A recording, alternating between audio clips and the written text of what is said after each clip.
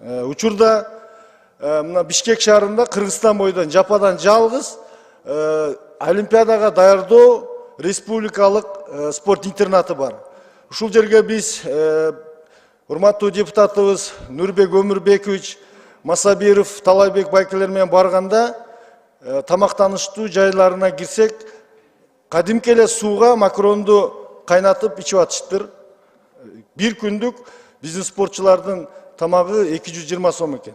Ал эми кече мына чемпионаттар болду. Бир күндө машыктыруучуларга 83 сом, ал эми спортчуларга 109 сом берет экен. Биз ушул жака 24-жылы көңүл буруп коюшубуз зарыл болуп атат, олимпиадалык жыл болгондуктан. Себеби дегенде биздин атаандаштар 700 сомдон бир күндүгүнө стейк жеп атса, биздин спортчулар 109 сомго эмне жейт? Кантип кайсы калория менен күрөшөт деген маселе.